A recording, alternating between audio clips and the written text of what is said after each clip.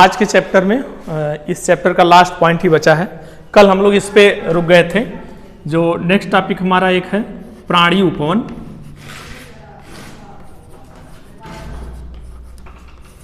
या चिड़ियाघर।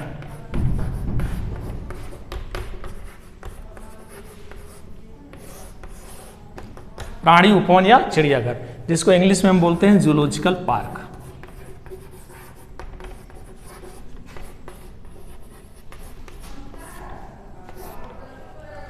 ये है क्या? ये टेक्सोनॉमियल एक्ट्स है। टेक्सोनॉमियल एक्ट्स है, वर्ग की सहायता साधन। एक वर्ग की सहायता साधन ये भी है। इसमें क्या होता है? इसमें ऐसे जीव जंतु, प्राणी शब्द लगा है तो जायज बात है, वनस्पति से मतलब नहीं है, जीव जंतु, ऐसे जीव जंतु जो वन्य आवासी हों। क्या हों? वन्य आवासी।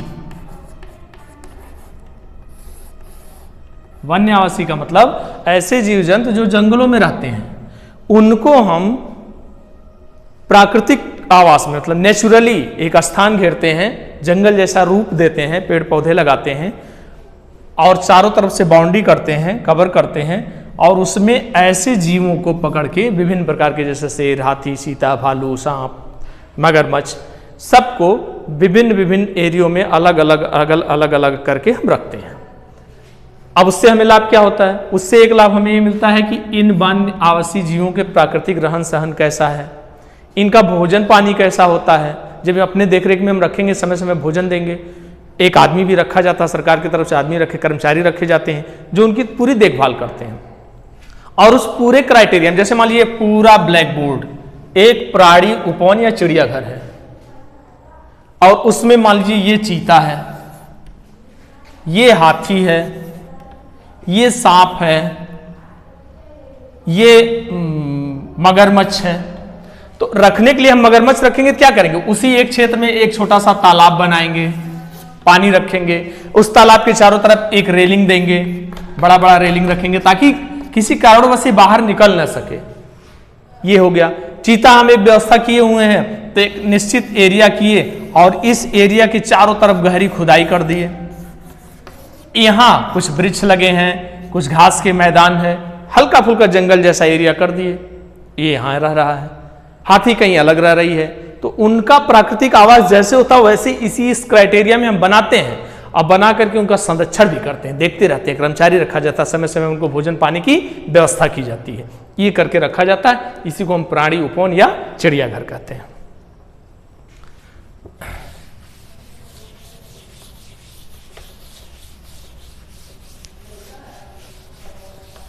अगला चीज है, जैसे अब कहां कहां है अपने उत्तर प्रदेश में सबसे बड़ा एक पहला है कानपुर जंतु उद्यान।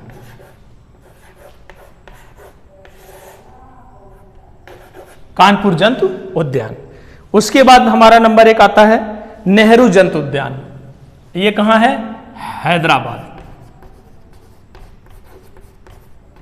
हैदराबाद में है नेहरू जंतु उद्यान, यानी zoological park Nehru, zoological park Kanpur. ये दो अपने उसमें ऐसा है। बाकी तो अभी करंट में, जैसे हम लोग गोरखपुर, बगल में जनपद गोरखपुर है, गोरखपुर में चिड़ियाघर बन रहा है, लखनऊ में भी छोटा सा चिड़ियाघर है, तो ये जगह बने रहते हैं। ये विद्यालयी भ्रमण का एक केंद्र भी हो सकता है। एक विद्यालय में भैया बहन को अपने साथ इसको भ्रमण हेतु लगाया जाता है। नेक्स्ट नंबर है राष्ट्रीय उद्यान।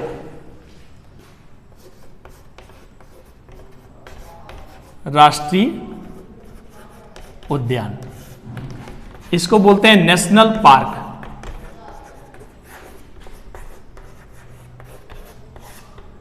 नेशनल पार्क,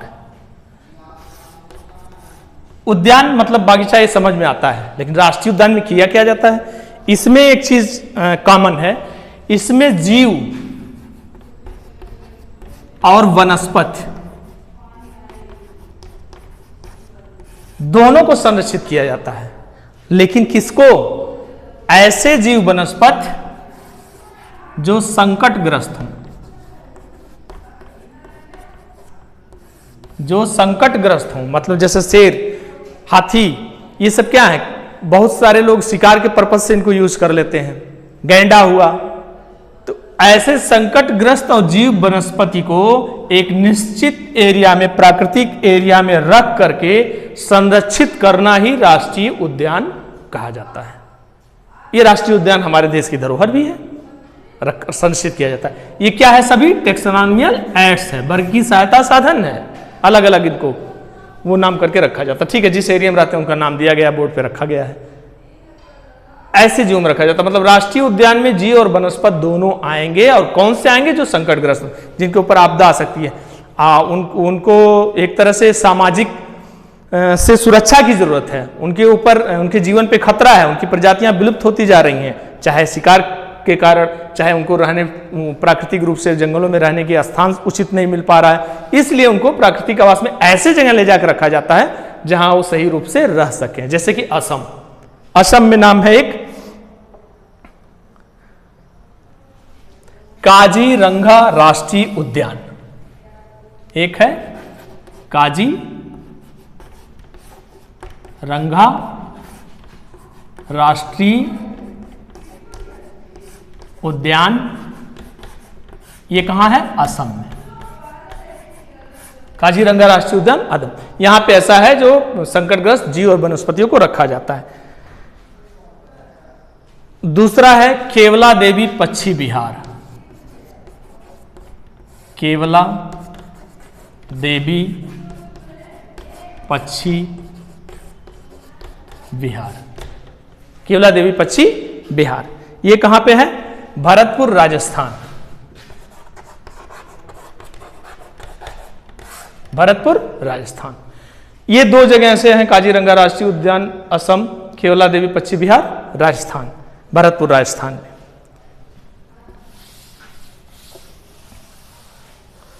अब लास्ट एक पॉइंट इस चैप्टर में बच रहा है, उसको बोलते हैं चाबी या कुंजी, कीज, KEYS,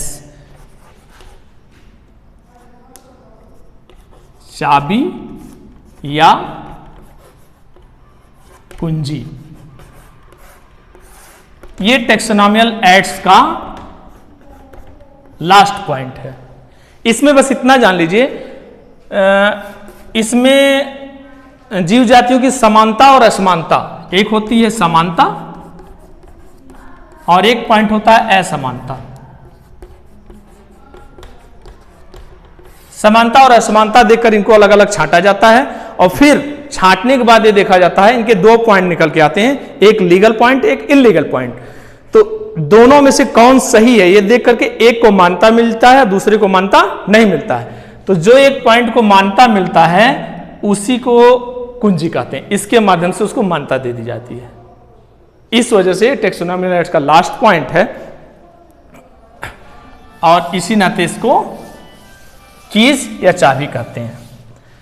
अब 11th जीव विज्ञान का पहला चैप्टर खत्म, ठीक है। पहले चैप्टर में हम लोग 2 मिनट केवल, पहले चैप्टर में हम लोग वर्गीकरण पढ़े, वर्गीकी पढ़े, वर्गीकरण के बाद वर्गीकी सहायता साधन पढ़े, और वर्गीय सहायता साधन में फिर ये वनस्पति उद्यान, राष्ट्रीय उद्यान, संग्रहालय, कुंजी या चाबी, प्राणी उपवन, ये सब हम लोग पढ़े। इस पूरे एक चैप्टर का जितना अब तक हम लोग पढ़े हैं, इसका लास्ट नोट्स आज और कल मिलके, इसका नोट्स आज और कल के दिन में, नेक्स्ट जो भी दिन होगा उसमें ये नोट्स जाएगा, इसको आप नोट करेंगे। उसके बाद लास्ट में अपने इस विद्यालय के, सरस्वती विद्यालय के जितने भी भैया बहन इसको देख रहे हैं, इसका एक टेस्ट होगा। टेस्ट के माध्यम से केवल आपके इसी ऑनलाइन पे कुछ प्रश्न पूछे जाएंगे, प्रश्नों की संख्या केवल 10 होगी, 10 प्रश्न पूछे जाएंगे, और इसी वेबसाइट, इसी लाइन पे आपको इसके व्हाट्सएप के माध्यम से इसके प्रश्नों के उत्तर भी देने होंगे। बस दैट्स ऑल।